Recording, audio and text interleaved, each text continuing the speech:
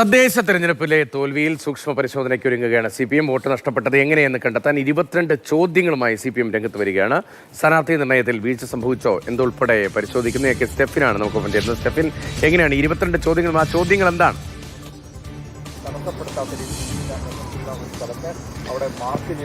രതീഷ്, അടിമുടി ഈ പാർട്ടിക്ക് തിരുത്തലിന് വേണ്ടുന്ന ചോദ്യങ്ങളെല്ലാമാണ് ഈ ഇപ്പോൾ നൽകിയിരിക്കുന്നത്.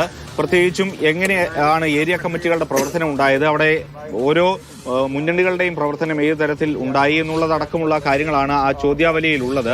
സാധാരണഗതിയിൽ ഈ തിരഞ്ഞെടുപ്പിന് പിന്നാലെ CPMന്റെ സംസ്ഥാന സെക്രട്ടറി ആയിട്ടുള്ള MV ഗോവിന്ദന്റെ വാർത്താ സമ്മേളനം കേട്ടപ്പോൾ CPM തോറ്റിട്ടില്ല എന്നൊരു പ്രതീതിയാണ് ഉണ്ടായിരുന്നത്. കാരണം പല കണക്കുകൾ നിരത്തിക്കൊണ്ട് 2010 കണക്കുകൾ നിരത്തിക്കൊണ്ട് ആ ഒരു തോൽവി അംഗീകരിക്കാത്ത ഒരു സ്ഥിതി, തിരിച്ചടി ഉണ്ടായിട്ടില്ല എന്നൊരു വിലയിരുത്തലായിരുന്നു അന്ന് അദ്ദേഹത്തിന് വാർത്താ സമ്മേളനത്തിൽ ഉണ്ടായതെങ്കിൽ ഇപ്പോൾ CPM കൃത്യമായി തന്നെ തിരിച്ചറിഞ്ഞിട്ടുണ്ട്. തിരഞ്ഞെടുപ്പിൽ വലിയൊരു ആഘാതം മുന്നണിക്കും പാർട്ടിക്കും ഉണ്ടായി.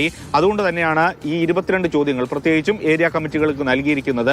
ഓരോ ഏരിയ കമ്മിറ്റികളുടെയും പ്രവർത്തനങ്ങൾ എങ്ങനെയായിരുന്നു, ഒപ്പം തന്നെ എത്ര വോട്ടുകൾ അധികമായി ചേർത്തിട്ടുണ്ട്, എന്തൊക്കെ തരത്തിലുള്ള വീഴ്ചകൾ സംഭവിച്ചു, എത്ര വോട്ടുകൾ അധികമായി ചേർക്കാൻ കഴിഞ്ഞു, എത്ര വോട്ടുകൾ ഒഴിവാക്കപ്പെട്ടു, അല്ലെങ്കിൽ തങ്ങൾ പ്രതീക്ഷിച്ച വോട്ടുകളെല്ലാം തന്നെ കൃത്യമായി വന്നിട്ടുണ്ടോ, സമൂഹ മാധ്യമങ്ങളിലെ പ്രവർത്തനങ്ങൾ ഏത് തരത്തിലാണ് മുന്നോട്ട് പോയത്, സമൂഹ മാധ്യമങ്ങളിൽ കൂടുതൽ സജീവമാകാൻ കഴിഞ്ഞിട്ടുണ്ടോ എന്നടക്കമുള്ള ചോദ്യങ്ങളുണ്ട്. ഒപ്പം തന്നെ UDFന്റെ പ്രവർത്തനം, കോൺഗ്രസിന്റെ പ്രവർത്തനം, BJPയുടെ ഒരു വളർച്ച, ഇതെല്ലാം അടങ്ങുന്ന 22 ചോദ്യങ്ങളാണ് ഏരിയ കമ്മിറ്റികൾക്ക് നൽകിയിട്ടുള്ളത്.